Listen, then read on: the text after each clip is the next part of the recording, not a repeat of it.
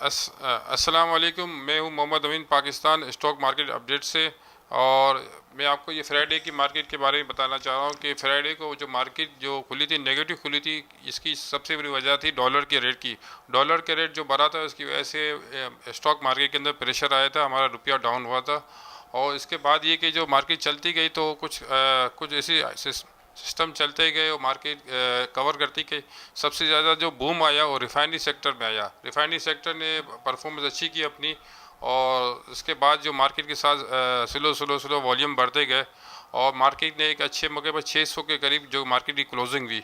और अभी इसके बाद ये जो मुशीर ख़जाना की न्यूज़ आई कि अब स्टॉक मार्केट चलेगी तो इसको भी थोड़ा मार्केट को सपोर्ट मिला।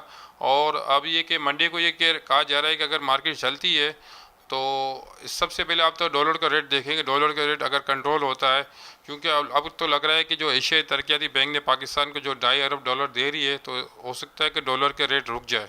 और जो मार्केट देखें है तो काफ़ी डिस्काउंट। हमारी जो फंड ने जो सेलिंग की थी, जो नई हुकूमत आई थी, जो फंड ने सेलिंग की थी इंडिविजुअल पर्सन ने बाइंग की थी। और इंडिविजुअल जी पर्सन की जो बाइंग है वो अभी तक सेलिंग के लिए नहीं आई, तो फंड ने हमारा इसके बावजूद भी माल बेचा।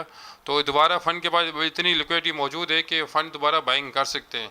तो अगर ये गवर्नमेंट का प्रेशर आता है फ़ंड को कि आप बाइंग करें तो बाइंग करेंगे बिल्कुल। और दूसरा कि जो रिज़ल्ट के हिसाब से और जो फंडामेंटल टेक्निकल हिसाब से पे आउट के हिसाब से हर कंपनी की बाइंग बनती है। इस वक्त अगर अगर ये रिफाइनरी पॉलिसी आ जाती है तो मार्केट में एक बूम आ जाएगा। जैसे अगर तकरीबन जो सौ रुपये के करीब जो शेयर हैं उनमें 10 रुपये 15 रुपये की तेज़ी है। और 50 रुपये के जो ऊपर जो आइटम है उनमें 3-4 रुपये की तेज़ी है। और 50 के जो अंदर अंडर है वो तकरीबन 1.5 से 2 रुपये की तेज़ी बनती है। यहाँ अगर आप तेज़ी भी अगर मिलती है तो आप प्रॉफिट टेकिंग साथ साथ करें, क्योंकि लॉन्ग टर्म के लिए तेज़ी नहीं होगी, शॉर्ट टर्म के लिए तेज़ी हो सकती है। तो इसका आप खास करके ख्याल करें और मार्केट में ट्रेडिंग करें। और शॉर्ट सेल में ज़्यादा अभी ना जाएं, क्योंकि अगर मार्केट अगर बहुत ज़्यादा बढ़ जाती है फिर शॉर्ट सेल की तरफ जाएं। इस वक्त तो अभी के जितने भी टेक्निकल ग्राफ है और जो फंडामेंटल है जो रिजल्ट वाइज है और जो फंड की जो सेलिंग हो चुकी है उसके हिसाब से मार्केट में बाइंग लग रही है। और दूसरी के जो हमारी जो सेटलमेंट जो पिछले हफ्ते हुई थी 11 तारीख को, और MSCI और फ्रंटी मार्केट का आखिरी दिन था तो उनका सेटलमेंट भी था। तो वो बिल्कुल बात दब गई, क्योंकि जो पॉलिटिकल हालात थे और जो इसकी जो दूसरी बातें चल रही थी, डॉलर की बातें चल रही थी, इसके हिसाब से मतलब वो चीज़ नज़र नहीं आई। अब ये कि नई हुकूमत जो आई है वो इनके पास तो काफ़ी मतलब लिक्विडिटी है और मतलब ये बिजनेसमैन हुकूमत कहलाती है। इससे पहले भी जो बुरे हालात के अंदर आई थी और मार्केट को और मुल्क को संभाला था। तो अब उम्मीद की जा रही है कि ये भी दोबारा मार्केट को संभाल सकते हैं। तो इनको सपोर्टेज इनके पास ये तकरीबन 300 अरब रुपए की जो कमी है वो इनको मिल सकती है, इनके अपने पास से भी मिल सकती है। इनके पास बड़े बड़े इन्वेस्टर है और दूसरे के इनके जो रिसोर्सेज है दूसरे मुल्कों से जो ताल्लुकात है तो वहाँ से ये कवर कर सकते हैं। बस इनको ये कि अगर इनको शॉर्ट सिक्योरिटी मिल जाए कि इनकी हुकूमत 1.5 से 2 साल चलेगी तो ये फिर मार्केट को चला देंगे। अगर ये इनको अगर इलेक्शन की तरफ जाएंगे तो फिर मार्केट नहीं चलेगी। अब ये बीच में जो बातें आ रही थी कि स्टॉक तेज़ी हो गई, फिर ये दोबारा बातें आनी शुरू हो गई कि ये नई हुकूमत इलेक्शन की तरफ जा रही है तो फिर मार्केट के अंदर मंदी आ गई, डॉलर के रेट बढ़ना शुरू हो गया, रुपया डाउन होना शुरू हो गया। अगर ये इनको 1 से 1.5 साल का अगर टाइम मिल जाए तो ये जितनी भी हालात है, जैसे रुपया डाउन हो रहा है, स्टॉक मार्केट गिर रही है, महंगाई बढ़ रही है, इसको कंट्रोल कर सकती है। इतनी इनमें इतनी वसत है और इतना इनका तजर्बा भी है। तो अगर ये अब पॉलिटिकल हालात इस वक्त मुल्क के अंदर मेन है, अगर ये किसी को भी अगर हुकूमत को थोड़ा लंबा टाइम मिलेगा तो ये सारी पॉलिटिकल और जो महंगारात को कंट्रोल कर सकती है।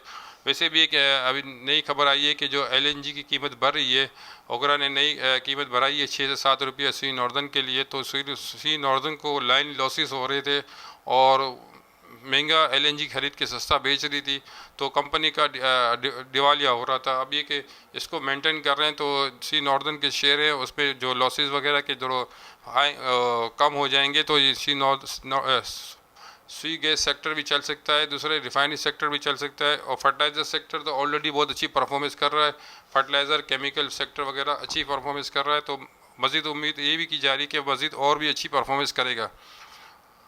बाकी सबसे बड़ी बात ये कि अब जब स्टार्ट मार्केट हो तो आप सबसे पहले डॉलर की कीमत को देखें। अगर डॉलर 1-1.5 रुपये बढ़ जाता है तो फिर मार्केट के अंदर बाइंग ना करें, वरना मार्केट के अंदर बाइंग करें, चाहे कोई भी कुछ कहे। जैसे वज़ीर ख़जाना के ट्वीट आए, इसके बाद से कुछ आखिरी के अंदर थोड़े तेज़ी आ गई और मंडे की जो तेज़ी की कर रहे हैं, दूसरी ऑफ मार्केट के अंदर भी बाइंग के काफ़ी सेक्टर में खड़ी हो गई है। तो ये देखें कब तक स्ट्रॉन्ग होती है, जब तक डॉलर कंट्रोल होगा। डॉलर कंट्रोल नहीं होगा तो ये मार्केट में जाली तेज़ी खिलाएगी, यहाँ से कभी भी दोबारा फंस सकते हैं। तो मेरा ये रिकमेंड है कि देखें लॉन्ग टर्म के लिए और शॉर्ट टर्म के लिए जो होता है कि अभी जो लॉन्ग टर्म की बाइंग का नहीं बन रही, क्योंकि डॉलर का के बारे में मुख्तलिफ अफवाहें कि 200 हो जाएगा या इससे प्लस हो जाएगा, तो ये लॉन्ग टर्म के लिए बाइंग नहीं बनती। इसके लिए अगर इंटरेस्ट रेट भी अगर कंट्रोल हो जाता है, अगर कम हो जाता है, बढ़ने की जगह पे अगर कम हो जाए तो बहुत अच्छा हो जाएगा। अगर अनचेंज हो जाए तो भी मार्केट के लिए अच्छा है। तो ये सारी चीज़ें खरी हुई है कि इंटरेस्ट रेट खड़ा हुआ है, डॉलर की कीमत खरी हुई है और पॉलिटिकल हालात खरे हुए हैं। तो ये 3-4 चीज़ें इस वक्त मार्केट को बहुत डिस्टर्ब कर रही है। तो इसको देख के मार्केट के अंदर इन्वेस्टमेंट करें या ट्रेडिंग करते रहें, प्रॉफिट लॉस पे या सेम डे में फैसला कर लें कि जो भी होगा भाई एंड में हमें पोजीशन स्क्वायर अप करनी है, तो भी बहुत अच्छी बात है। मगर ये उम्मीद है कि मंडे को तेज़ी होगी। फिर भी 3-4 बातें को जो मैंने आपको रिपीट की उनको नज़र रख के काम करें, ताकि आपको कहीं किसी किस्म का ज़्यादा लॉस ना हो जाए या छोटा लॉस भी ना हो जाए। तो ट्रेडिंग में मज़ा जब आएगा जब आदमी को प्रॉफिट होता है, तो वरना तो बहुत ज़्यादा कॉस्ट हो जाती है। और दूसरी है कि मैं वज़ीर ख़जाना को कहना चाह रहा हूँ कि बजट के अंदर इस्लाहात करें। स्टॉक एक्सचेंज के अंदर बहुत सारे टैक्सेस लग रहे हैं, उसको कम करें। ख़ास करके आप जो कैपिटल गेन टैक्स है उसको ख़त्म कर दें। जो पिछली हुकूमत ने 15 से 12.5% किया था, वो कहा था कि हम 10% करेंगे नए बजट में, तो 10% ही कर दें या 10% ना करें तो ख़त्म ही कर दें तो बहुत अच्छा हो जाएगा। मार्केट के अंदर बहुत बड़ी बूम आ जाएगी और बहुत सा सरमाया मुल्क के अंदर आ जाएगा और ख़ास करके फॉरेन इन्वेस्टमेंट भी आ जाएगी। ओवरसीज़ पाकिस्तानी जो सेल करके जा रहे थे उनकी भी इन्वेस्टमेंट आ जाएगी।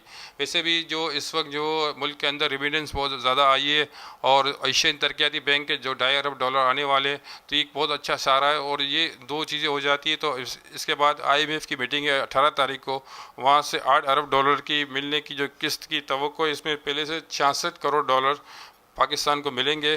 तो ये भी बहुत अच्छा सपोर्ट हो जाएगा, वहाँ से डॉलर के अंदर काफ़ी प्रेशर आ जाएगा। जैसे कि पिछली हुकूमत ने स्टेट बैंक को IMF के हवाले कर दिया था, तो IMF open money market operation नहीं करती थी। इससे पहले जो अभी ये जो मौजूदा हुकूमत है वो हमेशा ओपन मार्केट में डॉलर को सेल करती थी ताकि डॉलर के अंदर प्रेशर कम हो जाए।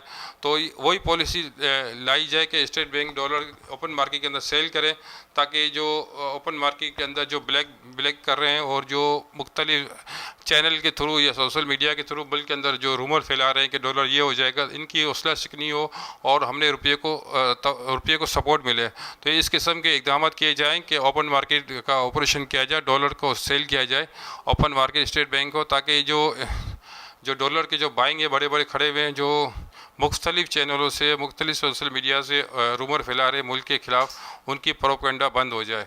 तो सबसे बड़े कि हमारे जो चैनल को सब्सक्राइब करें और अपना ख्याल रखें। अल्लाह हाफिज़।